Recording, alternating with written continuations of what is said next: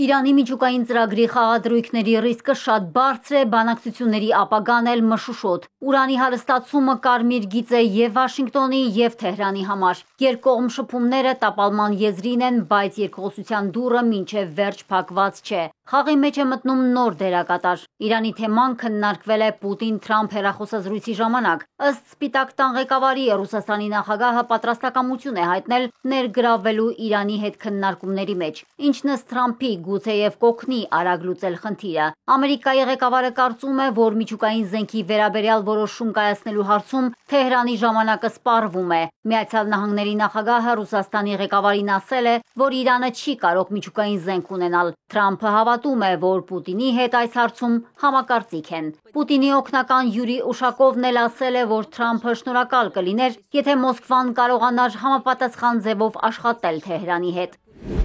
Իրանի հոգևոր առաջնորդը կրկին հայտարարել է, միջուկային գործարքի պայմանների ամերիկյան առաջարկն անընդունելի է։ Իրանն էլ շարունակելու է ուրանի հարստացումը։ Իրանի բոլոր կարևորագույն հարցերում, այդ թվում միջուկային խնդրում, վերջին խոսքը Ալի Խամենեինն է։ Ուրանի հարստացումը մեր միջուկային ծրագրի բանալին է։ Այդ պատճառով էլ մեր թշնամիները կենտրոնացել են հարստացման վրա։ Ամերիկայի ղեկավարությունն անամոթաբար ու կոպտորեն պահանջում է, որ մենք հրաժարվենք մեր միջուկային ծրագրից։ Ով եք դուք, որ որոշեք՝ Իրանը ուրան հարստացնելու իրավունք ունի, թե ոչ։ Հոգևոր առաջնորդը նշել է, որ ուրանի հարստացումից հրաժարվելը լիովին հակասում է իսլամական հեղափոխության հոր Այաթոլլահ Խոմեյնիի «Մենք կարող ենք» կարգախոսին։ Իրանի հոգևոր վերնախավը կոշտացնում է հռետորաբանությունը։ Երկրի արտգործնախարարությունն էլ դիվանագիտություն բանեցնելով ևս մեկ անգամ խոստանում է միջուկային զենք չստեղծել, սակայն ուրանի հարստացումից հրաժարվելու հարց չի կարող քննարկվել։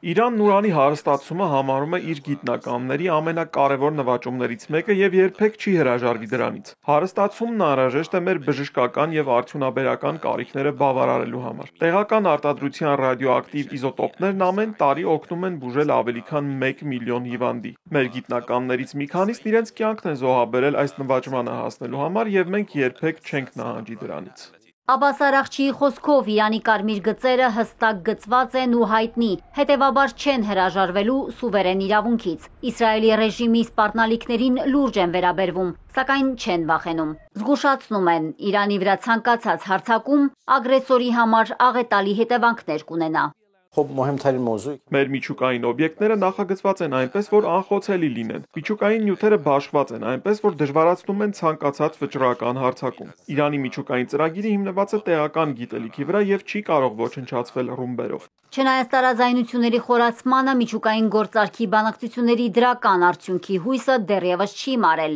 Իրանի գլխավոր դիվանագետը նշել է, իր առաքելությունը խաղաղության ձեռքբերումն է։ Արաղչին հավատում է, երկխոսության միջոցով լուծում գտնելու իրական հնարավորությունը պահպանվում է։